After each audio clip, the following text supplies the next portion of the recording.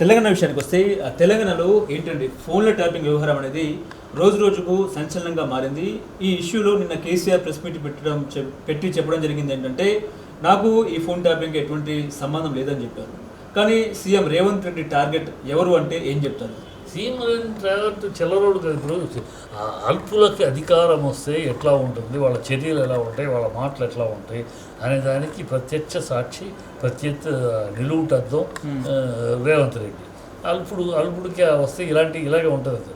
అందుట్లో అసలు కాంగ్రెస్ నేపథ్యం ఇది. కాంగ్రెస్ నేపథ్యం ఎప్పటికప్పుడు ఇవాళ కాదు. అలనాడు చెన్నారెడ్డి గారు ముఖ్యమంత్రిగా ఉన్నప్పుడు, వాణిశ్రీ అగ్రనటిగా ఉన్నప్పుడు వాణిశ్రీని లింక్ పెట్టి ఇలాగే అల్లరి చేసి బ్లాక్మెయిల్ చేసేది కాంగ్రెస్సే. ఆ తర్వాత జయసుధని రాజీవ్ గాంధీకి లింకులు పెట్టి ఈ అల్లరి చేసి దాని పేకెట్ శివరాములు, కొత్త రామారావు, రఘురామయ్యలో ఉండేవారు.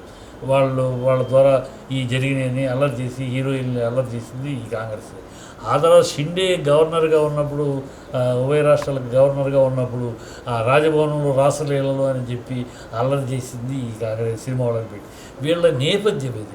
వీళ్ళు ఎంతసేపు ఈ సినిమా హీరోయిన్ని లాగి వాళ్ళని ఎరకాటంలో పెట్టడం, బ్లాక్మెయిల్ చేయటం, తర్వాత వాళ్ళని వినియోగించుకోవటం వీళ్ళ యొక్క దూరత లక్షణం.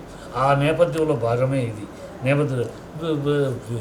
ఫోన్ ట్యాపింగ్ అనేది ఇప్పుడు ఇదే గుడ్డమే చేసుకుని చెప్పమానండి. వాళ్ళ గవర్నమెంట్ ఫోన్ ట్యాపింగ్ జరగట్లేదు ఇవ్వాలని. ఫోన్ ట్యాపింగ్ ఇది part and parcel of the intelligence department. Phone tapping చేస్తుంది. ఫోన్ ట్యాపింగ్ చేయటం వల్లే ఎక్కడెక్కడ ఏం కుట్రలు జరుగుతున్నాయి, ఏమైనా ప్రిపరేషన్ జరుగుతున్నాయా, సామాజికంగా అలర్లు ఏమైనా సృష్టించే కార్యక్రమాలు జరుగుతున్నాయా, ఐఎస్ఐ మూమెంట్లు ఏంటి, రోహింగ్యాస్ మూమెంట్స్ ఏంటి, ఎక్కడన్నా కుట్రలకి మతకలకి ఆజ్యం పోసే జరుగుతున్నాయా, ఇవన్నీ సేకరించేటప్పుడు ఇంటెలిజెన్స్ డిపార్ట్మెంట్ ఈ ఫోన్ ట్యాపింగ్ ఉంటుంది. ఈ ఫోన్ ట్యాపింగ్ చేసేటప్పుడు రాజకీయ నాయకులు ఎందుకు అంటే ఉంటుంది. రాజకీయ నాయకులు ప్రమేయాలు కూడా ఉంటాయి. వాళ్ళ మనం రాజకీయ పరిస్థితుల్లో కుట్రలు, కుతంత్రాలు, ఈ అల్లర్లు అన్నిటికీ ఆజ్యం పోస్తున్న వాళ్ళు రాజకీయ నాయకులు కూడా ఉన్నారు. ఢిల్లీలో జరిగిన బంద్లో తేరలేదా పిఎఫ్ఐ వాళ్ళు డబ్బులు ఆ ఉద్యమం చేసిన వాళ్ళకి డబ్బులు అందజేసారని దొరికినారు కదా. సో ఉంటాయి. రాజకీయ నాయకులు అయినా సరే వాళ్ళేమో ఎక్సెప్షన్ కాదు.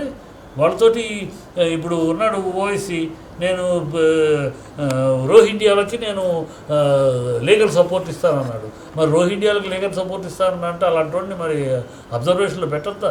రోహింగ్యాలు ఈ దేశ ద్రోహులు, దేశాన్ని అల్లరి సృష్టించడానికి వస్తున్న మోక. వాళ్ళని చైనా పొమ్మంది, పాకిస్తాన్ పొమ్మంది, బంగ్లాదేశ్ నో అంది. మయన్మార్ నుంచి వాళ్ళు పారిపోయి అక్కడ కాదు ఇక్కడ కాదు ఇప్పుడు భారతదేశంలో చొరబడుతున్నారు. అలాంటి వాళ్ళకి నేను స్థానం కల్పిస్తాను, వాళ్ళ కోసం నేను లీగల్ ఫైట్ ఎయిడ్ ఇస్తాను అని అన్నాడంటే ఓవైసీ మరి రాజకీయ నాయకుడని అతను ఊరుకుంటారా? అతను అబ్జర్వ్ చేయరు. అతను ఫోన్లో ఎవరైనా చేస్తారు, ఇది జరుగుతాయి. దీంట్లో ఒక శృతి మించి హీరోయిన్లు ఎనికించడం కాంగ్రెస్ నేపథ్యం. కానీ ఇక్కడ ఒక చర్చ ఏంటంటే ఈ సోషల్ మీడియాలో వస్తున్న వార్తల ప్రకారం నేను ఈ క్వశ్చన్ అడుగుతున్నాను. సమంత నాగచైతన్య ఫోన్ రికార్డ్ని ట్రాప్ చేసి ఎవరో విన్నారు అనేది కాంగ్రెస్ పార్టీ వాళ్ళ వాదన. ఎట్లా చూస్తారు మీరు? నిజమే అంటారా? ఇప్పుడు వాళ్ళు ఎవరు విన్నారు, వాళ్ళిద్దరు ఎందుకు విడిపోయారో వాళ్ళు క్లీన్గా ఇద్దరు చెప్పేశారు. వాళ్ళ జీవితాల్లో వాళ్ళిద్దరూ లవ్ చేసుకున్నారు, 3 ఏళ్ళు తర్వాత పెళ్లి చేసుకున్నారు. ఎందుకు విడిపోయి ఇద్దరు చెప్పారు. సమంత చెప్పింది అతని టెంపర్మెంటు ఇది నాకు వర్కౌట్ అవ్వలేదు. ఈ అమ్మాయి పెళ్ళి అయిన తర్వాత మా కుటుంబంతో కలవటానికి కొన్ని కారణాలలో అమ్మాయి ఏకీభవించలేకపోయింది.